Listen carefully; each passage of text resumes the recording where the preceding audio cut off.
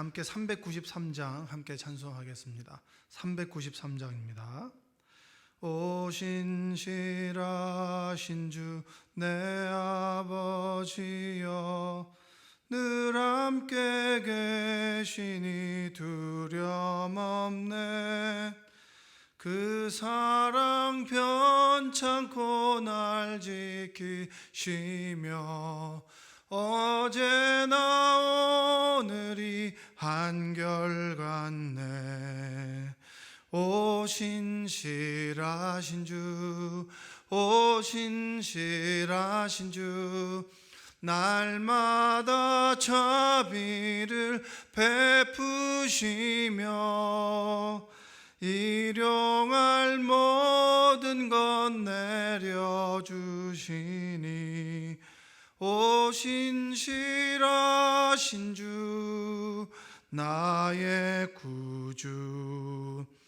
봄철과 또 여름 가을과 겨울 해와 달 별들도 다 주의 것, 만물이 주 영광 드러내도다. 신실한 주 사랑 나타내네. 오 신실하신 주, 오 신실하신 주, 날마다 자비를 베푸시며 일용할 모든 것 내려주시니 오 신실하신 주 나의 구주. 내 죄를 사하여 안위하시고 주 친히 오셔서 인도하네. 오늘의 힘되고 내일의 소망, 주만이 만복을 내리시네. 오 신실하신 주, 오 신실하신 주, 날마다 자비를 베푸시며 일용할 모든 것 내려주시니 오 신실하신 주 나의 구주. 아멘. 오늘 하나님께서 주신 말씀 함께 읽겠습니다. 말라기 1장 1절로 5절까지 말씀입니다. 제가 봉독해서 읽겠습니다. 말라기 1장 1절로 5절. 여호와께서 말라기를 통하여 이스라엘에게 말씀하신 경고라. 여호와께서 이르시되 내가 너희를 사랑하였노라 하나 너희는 이르기를 주께서 어떻게 우리를 사랑하셨나이까 하는도다. 나 여호와가 말하노라. 에서는 야곱의 형이 아니냐. 그러나 내가 야곱을 사랑하였고 에서는 미워하였으며 그의 산들을 황폐하게 하였고 그의 산업을 광야의 이리들에게 넘겼느니라.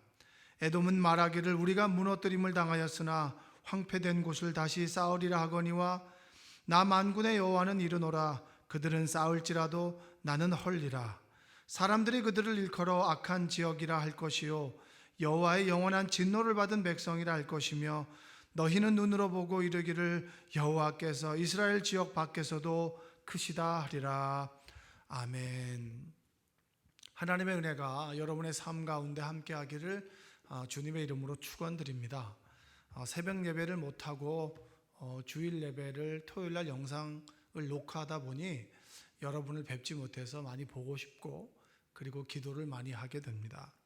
그래서 설교의 서두에 부탁드리고 싶은 것은 코로나가 우리나라뿐만 아니라 전 세계에 아주 극히 혼란과 여러 가지 어려움을 주고 있습니다. 그래서 특별히 우리 이원규 목사님 캄보디아에 이번 주 목요일부터 비상사태 선포가 된다고 합니다. 그렇게 되면 거주지를 이탈할 수 없고 그리고 지역의 이동이 제한이 되기 때문에 이원기 목사님은 오늘 월요일 날, 화요일 날, 다음 주 월요일 날로 푸놈펜에 이동해서 비행기가 뜨기를 기다려야 되는데 비행기가 뭐 뜨지 않는다는 말도 있고 여러 가지 어려움이 있는 가운데 있습니다. 많이 기도해 주시고 또 우리 각국에 있는 선교사님들이 무사히 한국으로 들어와서 또 쉼을 얻고 그리고 이 코로나의 위기를 좀 지나고 다시 입국할 수 있도록 기도해 주시고 이 나라와 민족을 위해서 많이 기도해 주시기를 부탁을 드리겠습니다. 오늘부터 말라기에 대한 말씀을 좀 전하려고 합니다. 말라기는 한 새벽 예배 가운데 한 7번 정도 이제 설교를 좀 하려고 준비하고 있는데 이 말라기는 구약 성경의 가장 마지막에 있는 장애입니다. 이 말라기의 의미는 소선지자, 그러니까 분량이 작은 선지자의 이름인데 나의 사자라고 하는 뜻을 갖고 있습니다. 나의 사자, 그러니까 하나님의 사자라고 하는 뜻이죠. 말라기는 구약의 마지막 책으로 우리가 이전까지 제가 설교했던 에스라, 느헤미야, 에스더 그리고 그 이후에 말라기가 연결됐는데 동시대에 같은 배경을 가지고 있습니다. 수룹바벨, 에스라, 느헤미야 연속선상에서 말라기를 보아야 이 말라기가 이해가 잘 될 수 있습니다. 바벨론 포로 시기가 끝났습니다. 우리가 계속해서 제가 반복적으로 말씀을 드리는데 배경을 좀 알라고 말씀을 드리는 거예요. 포로 가운데 많은 사람들이 귀환하게 됐습니다. 귀환하게 됐고 그리고 수룹바벨 주도로 성전이 지어졌습니다. 성전이 지어지고 그리고 에스라가 2차 귀환을 함으로 인해서 사람들에게 말씀을 가르치고 말씀을 통해서 그 사람의 삶을 개혁합니다. 그리고 느헤미야가 왔는데 에스라의 말씀 개혁이 실패한 것처럼 보였어요. 그래서 느헤미야가 그들의 어떤 통혼에 대한 문제 그리고 그들에게 고리대금에 대한 문제 그들의 삶을 개혁하면서 성벽을 52일 만에 이제 건축을 하게 됩니다. 그래서 봉헌을 하게 되고 그리고 이 둘이 성벽 봉헌식을 통해서 하나님 말씀을 읽을 때 그들에게 변화가 일어나게 됩니다. 그리고 시간이 지나면서 그 개혁이 시들시들해졌어요. 그리고 그 시기에 느헤미야가 다시 본국으로 송환됩니다. 페르시아로 다시 돌아간 그 사이에 말라기가 활동을 했다라고 여겨주시면 되겠습니다. 자, 그런데 여기서 우리가 알 수 있는 것은 끊임없이 사람들이 하나님 말씀 앞에 서고 넘어지고 그리고 다시 돌아오고 이것이 이스라엘 역사만의 문제인가 아니면 우리의 삶에 대한 문제인가? 저는 저의 삶을 돌아보아도 마찬가지인 것 같아요. 성령으로 충만할 때가 있지만 넘어질 때가 있고 또 하나님의 말씀으로 충만하기보다는 세상으로 충만할 때가 있고 하나님의 은혜로 충만하기보다는 나의 생각과 나의 신념으로 충만할 때가 있습니다. 그럴 때는 넘어지고 다시 돌아오게 되는 것이죠. 여러분들도 넘어졌을 때는 죄책감을 가지지 마세요. 우리의 연약한 본성이고 그리고 연약함으로 해서 넘어질 수밖에 없다. 그러나 그 중에서도 성령의 도우심 가운데 다시 일어설 수 있는 은혜가 여러분과 여러분의 가정에 있기를 주님의 이름으로 축원드립니다. 느헤미야가 개혁을 단행하고 그리고 그 사이에 말라기가 활동을 했다라고 했습니다. 그래서 느헤미야와 그리고 말라기가 닮아 있는 부분들이 많아요. 느헤미야와 말라기가 했던 개혁의 내용들이 아주 비슷한 것들이 많이 있습니다. 뭐냐면 11조를 내지 않는 문제를 지적합니다. 말라기와 느헤미야가. 근데 11조를 내지 않는 문제가 하나님 앞에 불순종이 먼저이고 두 번째는 뭐냐면 하나님께서 주신 기업 레위 지파 제사장들이 성전에서 먹을 것이 없어서 그들의 11조 가운데 일부를 그들이 먹고 살았는데 11조를 드리지 못하게 되니까 그들이 성전을 떠나게 됐습니다. 예배가 무너지죠. 그들의 삶의 속죄가 무너지게 됐을 때 그들의 삶을 한번 생각해 보세요. 모든 것이 무너졌습니다. 그들의 중심인 성전이 무너지고 예배가 무너졌을 때 그들은 모든 것이 무너지게 되는 것을 경험했어요. 그래서 느헤미야와 말라기가 공통적으로 이야기하는 것은 11조에 대한 문제입니다. 그리고 적법하게 행하게지는 이혼에 대한 문제예요. 그러니까 남성이 여성을 이제 필요 없으니까 버리게 되는 거죠. 한눈을 팔아서 버리게 되는 문제. 이것을 합법적으로 행하는 것에 대해서 말라기와 느헤미야가 동일하게 문제 제기를 합니다. 그리고 당연히 11조가 무너지게 되고 예배가 소홀해지게 되는 문제가 되는 거죠. 레위 지파와 제사장이 당연히 성전을 지키지 못하니까 그들의 예배가 무너지게 되고 소홀해지게 되니까 그들의 모든 것들이 무너지게 되는 겁니다. 여러분, 우리 삶의 중심이 하나님을 예배하는 예배가 중심이 되어야 합니다. 하나님을 찬양하고 기도하는 것이 중심이 되어야 합니다. 그랬을 때 우리의 모든 것들이 언행심사와 모든 행하는 것들이 바른 길을 갖게 되고 그리고 자리를 잡게 되는 것입니다. 자, 말라기의 주 메시지는 무엇이냐면 말라기는 이런 얘기를 합니다. 이스라엘 죄를 폭로하고 책망하죠. 그리고 하나님께서 이렇게 얘기합니다. 1절에 오늘 1절을 한번 읽어볼까요? 여호와께서 말라기를 통하여 이스라엘에게 말씀하신 경고라. 하나님께서 경고합니다. 그들에게 주의를 주죠. 너희들 내 말을 잘 들어야 돼. 말라기를 통해서 하는 말을 말라기 이야기가 아니라 내가 말라기를 통해서 주시는 말씀이라고 들어야 한다. 이렇게 주의를 기울이게 합니다.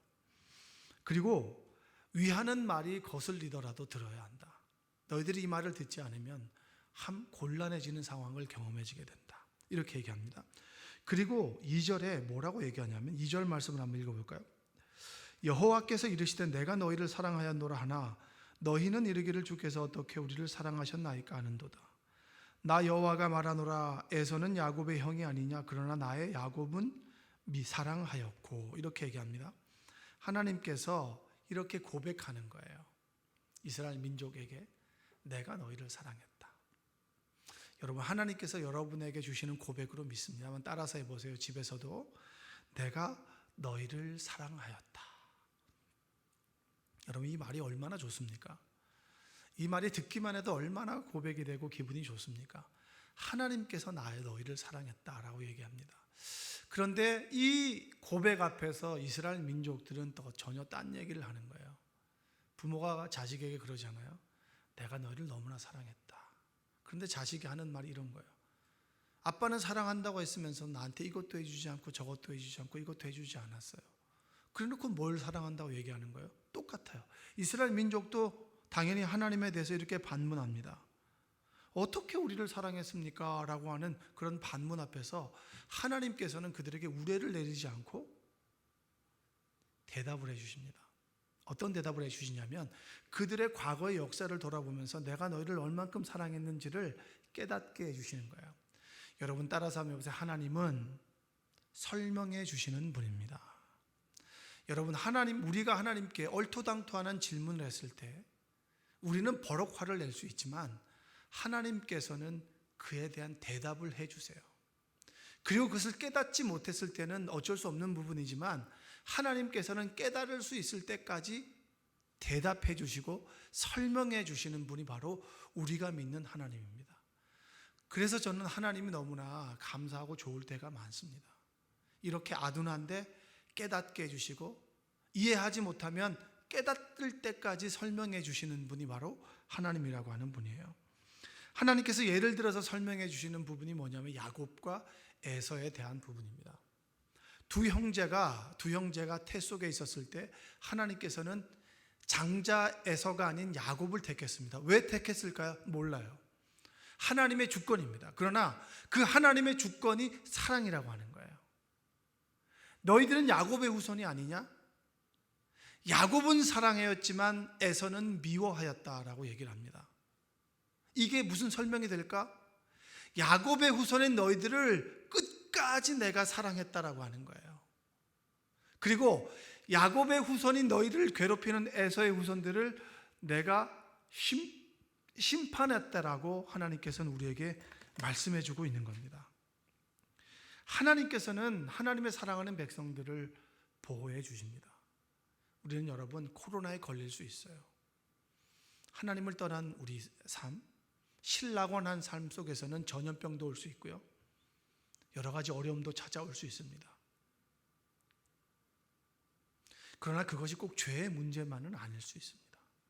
죄로 인해서 병을 얻을 수도 있지만 죄 아닌 것, 우리의 연약한 육신으로 인해서 우리가 하나님을 떠난 우리의 삶 속에서 벌어지는 일들 속에서 우리가 얻어지는 고통과 두려움도 있는 거예요. 이 코로나하고도 마찬가지입니다. 이 코로나의 원인이 무엇인가 우리는 모르겠습니다. 하나님을 떠난 우리 민족의 삶, 바벨탑을 끊임없이 살아가는 삶의 결과가 이것인지, 하나님께서 우리를 심판하시는 것인지 그것은 모릅니다. 그러나 중요한 것은 이 어려움 가운데 우리가 이 어려움을 어떻게 하면 이겨낼지에 대해서 하나님께 묻는 것이 지금 필요한 것인지, 원인이 무엇이냐, 원인이 누구 때문이다, 누구 때문이다, 정부가 예배를 막는다. 여러분, 정부는 민생 안정을 위해서 어쩔 수 없이 권고하는 것이고요. 그럴 때는 우리의 예배가, 그리스도인들이 서로 하나님을 알고 하나님을 드러내기 위해서 서로 조심해 주는 것, 또한 우리의 예배를 집에서 정말 간절하게 드려지는 것들이 우리에게 필요하다라고 하는 것도 인정해야 됩니다. 여러분, 에돔은 에서의 후손들입니다. 성경에는 에돔이라고 나오고요, 신약에 가서는 이두메라고 하는 것이 나옵니다. 이스라엘 백성과 에돔은 친척 사이였기 때문에 하나님은 그 둘 사이에 전쟁을 허락하지 않았습니다. 에돔은 출애굽한 이스라엘 민족들을 끊임없이 괴롭혔습니다. 하나님께서는 그 에돔을 눈여겨보셨어요. 이스라엘 민족을 형제임에도 불구하고 괴롭히는 그들에 대해서 하나님은 탐탁해 여기지 않았습니다. 하나님께서 어떻게 우리를 사랑했습니까? 이스라엘 민족을 사랑했습니까? 라고 하는 질문 앞에서 에돔 족속이 선택받지 못했고 내가 그들을 심판했다. 에돔은 바벨론이 이스라엘을 침략해서 예루살렘을 약탈하고 백성을 포로로 잡아갔을 때 그들을 돕는 배신자의 역할을 했습니다. 그들의 파멸은 에돔 지역에 주신 오바다의 예언에 보면 나오고요, 또 시편에도 그런 고백이 나옵니다. 시편 137편 7절에 보면 여호와여, 예루살렘이 멸망하던 날을 기억하시고 에돔 자손을 치소서. 그들의 말이 헐어버리라 그 기초까지 헐어버리라 하였나이다.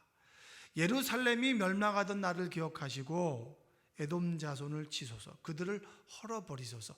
그의 고백이 이루어졌어요. 포로기 이후에 이스라엘 사람들이 땅을 회복했습니다. 그러나 에돔은 그러질 못했습니다. 처음에는 페르시아의 지배를 받았고 나중에는 나밧, 아랍 베두인족 속의 지배를 받았습니다. 먹잇감이 됐어요. 에돔은 추후에는 이두메로 불리게 됐습니다. 그리고 결국 로마에 정복되어서 그들은 사라져 버렸어요. 그런데 에돔과 이스라엘의 악연의 역사가 어디에서 나오느냐면 신약에 보면 헤롯이 이두메의 후손입니다. 그들은 에돔 족속이죠. 왜 그들이 이스라엘 민족들을 괴롭히느냐? 그들은 뇌물로 인해서 헤롯이 예루살렘의 총독, 이스라엘의 총독으로 오게 되었고, 그리고 그들은 에돔 조상과의 악연 때문에 끊임없이 이스라엘 민족을 괴롭혔습니다. 여러분들, 에돔이 하나님의 심판에 의해서 멸망당했어요. 너희들이 이 역사를 봐라. 지금 너희들이 나를 어떻게 사랑했느냐라고 묻지? 너희들의 인생을 한번 돌아봐라. 힘들고 어려울 때마다 내가 너와 함께 했고 너희들은 지켜주었지만 너희들을 핍박하던 그들은 무너지지 하지 않았냐. 여러분, 하나님께서 우리의 원수를 갚아주십니다. 우리는 사랑하기만 하면 됩니다. 하나님께서 그 모든 것을 해결해 주신다는 믿음을 가지고 여러분, 오늘을 이겨나가는 여러분 되시기를 주님의 이름으로 축복합니다. 하나님께서는 에돔에 대한 심판을 얘기하죠. 3절과 4절에 그 내용을 얘기합니다. 내가 그들을 광야 이리 때에 넘겼다. 그리고 에돔은 말하기를 우리가 무너뜨림을 당했다. 황폐한 곳을 다시 쌓겠다. 그러나 하나님께서 너희들이 쌓으면 내가 다시 무너뜨려 버리겠다라고 에돔에 대한 심판을 말씀을 하셨습니다. 여러분, 제가 어제 제 동기를 만났습니다. 동기를 만나서 이런저런 얘기를 나누다가 우리도 이제 목회를 좀 하다 보니까 어려운 시절이 있지 않았겠습니까? 그때 그 어려운 시절을 돌아보니까 그렇게 나를 힘들게 했던 그 사람들이 고맙다라고 하는 고백을 서로 했습니다. 그때는 너무나 아프고 힘든 시간이었지만 하나님께서 그들을 통해서 나를 가나안 땅으로 인도하셨구나라고 하는 얘기를, 그런 서로의 고백들을 했어요. 만약에 그때 그분이 그렇게 힘들게 하지 않았다면 우리가 지금 이곳에 있을까? 이런 마음을 가지게 했을까? 물론 여러분, 그분은 하나님으로 인해서 하나님 앞에 서게 되겠죠. 그러나 나를 힘들게 했던 모든 시간도 하나님께서 나를 버리고 나를 내버려 두신 시간이 아니라 우리가 하나님 앞에 하나님 안에 거하고 하나님 앞에 서고 그리고 하나님을 사랑한다면 그 아픔의 시간이 나를 버려둔 시간이 아니라 나를 사랑해서 나를 더 좋은 곳으로 인도하기 위한 언약의 시간이었구나라고 하는 그 고백을 스스로 하게 됐습니다. 여러분은 어떠신가요? 하나님이 여러분들을 사랑하십니다 라는 고백 앞에서 하나님께서 어떻게 날 사랑하셨어요? 이런 고백을 하지 않으십니까? 여러분, 그 고백이 오늘의 말씀이 여러분의 생각을 바꾸는 시간 되길 원합니다. 하나님께서는 에서와 야곱을 통하여 말씀하십니다. 내가 에서는 미워하였고 그를 무너뜨렸다. 왜냐? 그들은 너를 괴롭혔기 때문이다. 너희들이 힘든 시간이 있었지. 어쩔 수 없어. 왜냐? 하나님을 떠난 우리의 삶, 하나님께서 재림하기 전의 시간은 고통과 슬픔뿐이야. 그러나 그 속에서도 하나님을 믿는 너희에게는 하나님의 인도하시고 함께하심이 있어. 보호하심이 있어. 그래서 그 우리가 믿는 하나님은 나를 보호하시는 하나님이야. 할렐루야. 코로나가 횡행하는 이 시대에 하나님께서 여러분들을 지켜주십니다. 코로나에 감염될 수 있습니다. 그래도 하나님께서는 여러분들을 치료하시고 회복시켜 주십니다. 왜 하나님께서는 나를 버리셔서 내가 코로나에 걸리셨습니까? 그거 아닙니다. 우리는 연약하기 때문에 걸릴 수도 있어요.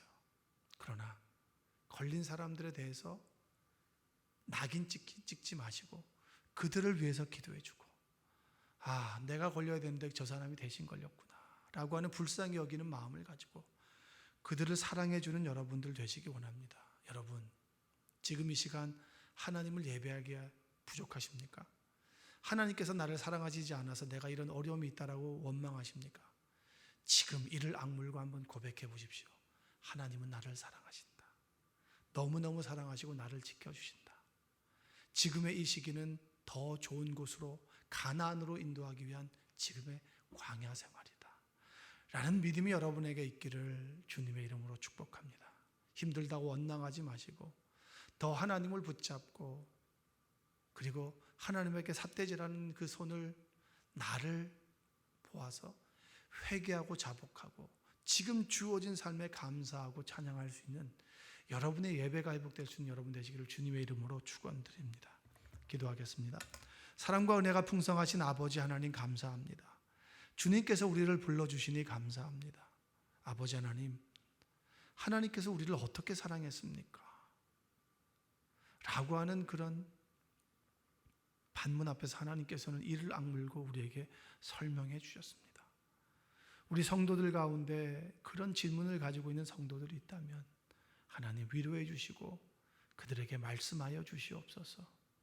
생명나무 교회를 사랑하여 주시고 이 어려운 시기를 지나도록 도와주시며 물질적으로나 여러 가지 어려움이 없도록 생명나무 교회를 지켜주시고, 하나님이 어려운 시기에 생명나무의 곳간을 마음껏 열 수 있도록 풍요로움을 허락하여 주시고, 우리의 성도들의 가정에도 풍요로운 역사가 이 힘든 시기를 함께 서로 기도하며 이겨낼 수 있도록 도와주시고, 캄보디아에 있는 이원규 목사님의 가정과 그리고 우리 뉴질랜드에 있는 우리 최 목사님의 가정, 우리 가족교회들 하나님 지켜주시고, 삼각교회에 있고 여러 가지 힘든 개척교회들을 하나님 보호하여 주시고 이 어려운 시기들을 함께 이겨낼 수 있도록 주여 도와주시며, 자영업하는 분들의 아버지 하나님 삶을 지켜주셔서 으쌰으쌰 힘낼 수 있도록 주님 도와주시고 인도하여 주시옵소서. 예수님의 이름으로 기도합니다. 아멘.